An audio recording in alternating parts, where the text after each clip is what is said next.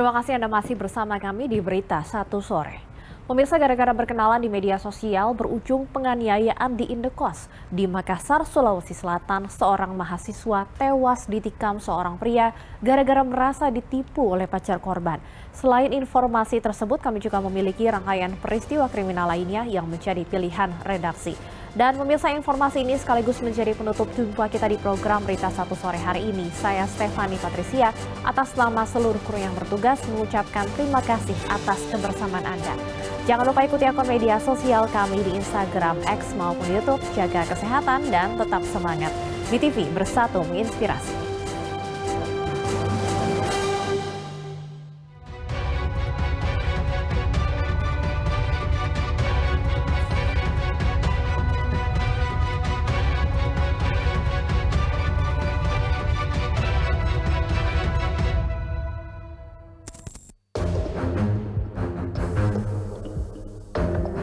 Gara-gara media sosial, seorang mahasiswa di Makassar tewas setelah dianiaya. Peristiwa ini terjadi pada awal Januari lalu. Seorang mahasiswa Alwi Fadila berusia 25 tahun tewas ditikam tukang becak. Peristiwa tragis ini berawal saat korban Alwi Fadila menawarkan jasa prostitusi kepada pelaku. Korban menawarkan pacarnya sendiri melalui aplikasi micet. Namun pelaku emosi lantaran ia gagal berhubungan badan dengan kekasih korban meski sudah membayar uang yang diminta korban. Merasa ditipu oleh korban, pelaku pun langsung mendatangi Alwi dan langsung menikamnya bertubi-tubi di sebuah rumah kontrakannya di perumahan Buka Mata Residen, Blok Pinang, Makassar, Sulawesi Selatan. Usai peristiwa berdarah tersebut, pelaku yang sehari-hari bekerja sebagai tukang beca berhasil ditangkap di tempat persembunyiannya. Pelaku diamankan bersama 2 bilah badik, sepeda motor, dan handphone milik korban. Dan si pelaku ini masuk ke kamarnya, ke tempatnya, tempat yang sudah disiapkan.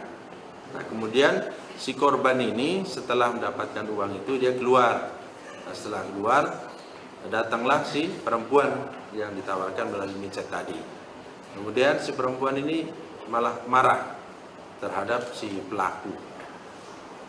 Nah, dengan marah ini tentunya modus supaya tidak terjadi hubungan di antara mereka.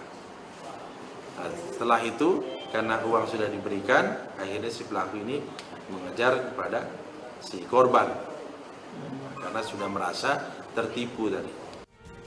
Sementara itu, Kasat Reskrim Polrestabes Makassar Kompol Devi Sujana menjelaskan, korban dan pacarnya sudah merencanakan penipuan terhadap pelaku. Nah, dia di aplikasi tersebut mengaku sebagai perempuan dengan memasang foto juga, bukan foto pacarnya, tapi foto orang lain yang diambil dari media sosial lain. Nah, kemudian terjadi tawar-menawar dengan pelaku. Awalnya menawarkan 700.000, kemudian ditawar 200.000. Nah, setelah deal, kemudian korban mengirim Sherlock lokasi di mana dimungkinkan akan terjadi transaksi prostitusi.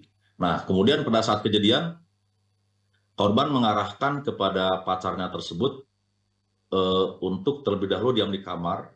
Kemudian ketika uang 200.000 tersebut berhasil dipegang, korban sendiri mengarahkan kepada pacarnya agar dia keluar kamar dengan pura-pura mungkin untuk bersih-bersih dan sebagainya. Nah, setelah uang diterima, kemudian pacarnya keluar dari kamar tersebut. Nah, beberapa menit kemudian korban masuk ke dalam kamar yang ada pelaku tersebut. Dia pura-pura marah dan sebagainya sehingga terjadi keributan. Nah, di sana terjadi penikaman. Gitu, Pak. Pelaku langsung ditahan di Mapol Restabes Makassar untuk menjalani proses hukum lebih lanjut. Pelaku dijerat pasal 338 KUHP dengan ancaman hukuman maksimal 20 tahun penjara.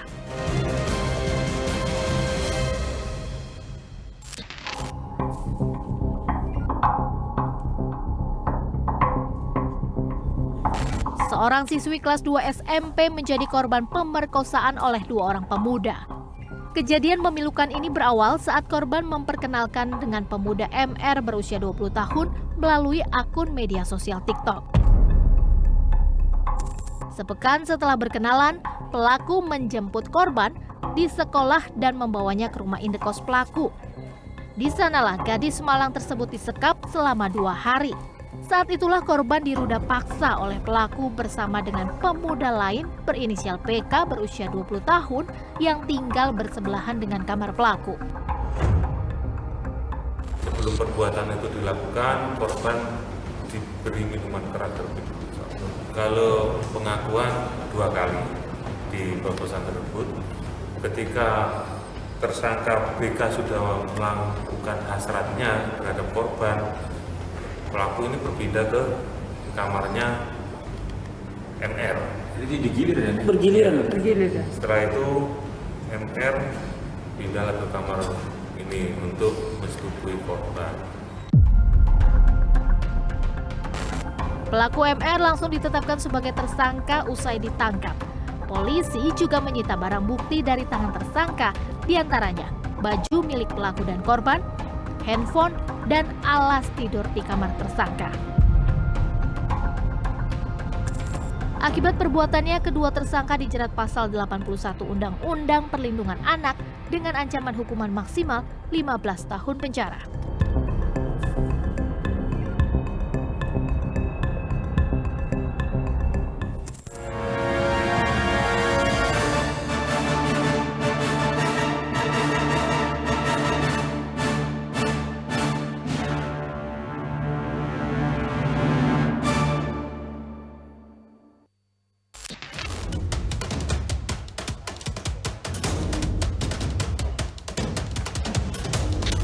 Pengaruh minuman keras berujung penganiayaan hingga tewas terjadi di Makassar, Sulawesi Selatan.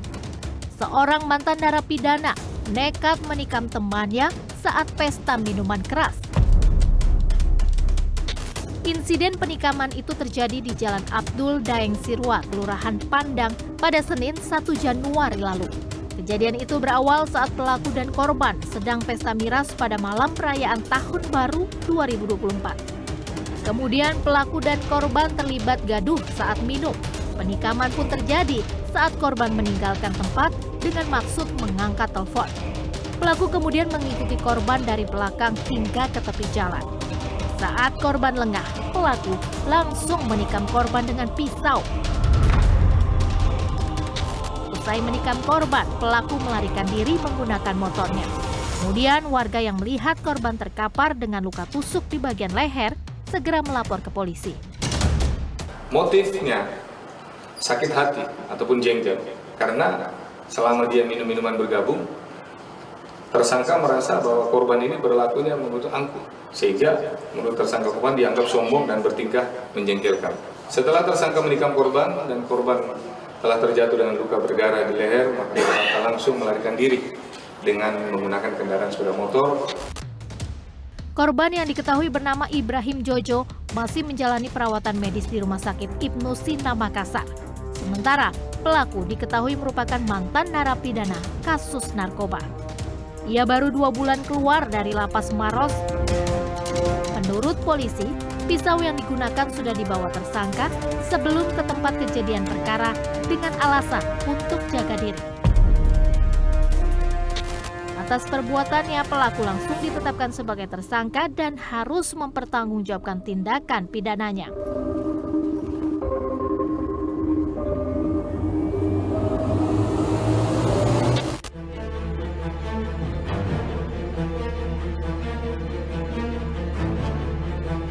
Lagi-lagi pengaruh miras berujung maut juga terjadi di Semarang, Jawa Tengah. Seorang ayah bernama Sutikno Miji berusia 59 tahun tega menganiaya anak kandungnya sendiri hingga tewas. Peristiwa ini terjadi di rumahnya sendiri di Tambangan, Kecamatan Mijen, Semarang. Ayah korban bukan tanpa alasan melakukan penganiayaan tersebut. Sutikno nekat menganiaya anaknya sendiri lantaran perbuatannya meresahkan masyarakat. Ia menyebut anak sulungnya itu sering mengancam, bahkan ingin membunuh keluarganya sendiri. Dia mabuk kemarin itu, mabuk tiga hari, ngepel dia mabuk. Nggak tahu-tahu itu cekcok sama adiknya saya itu dibawa di dapur. mau bikin sambel saya, nah, terus ibunya teriak-teriak, "Pak, iki ya anak itu tukaran." Lah itu mau dibunuh adiknya, nanti ya habis bunuh adiknya saya. Lah itu Pak ditulungi Pak, lah saya pisah. Lah saya pisah itu dia bawa kentes itu tadi, kentesnya saya rebut.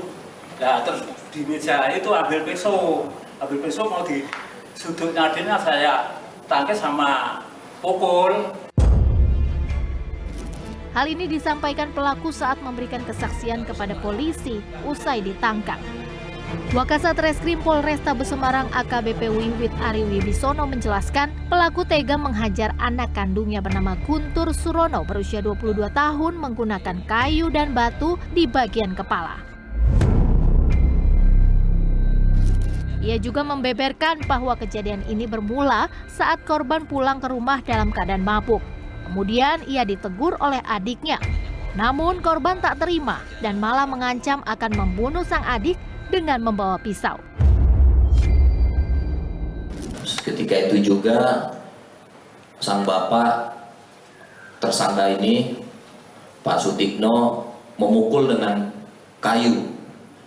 Ketika sudah memukul dengan kayu, korban terjatuh lalu dipukul kembali dengan menggunakan batu hebel, dan setelah itu diinjak-injak perutnya dan dibenturkan kepalanya ke lantai.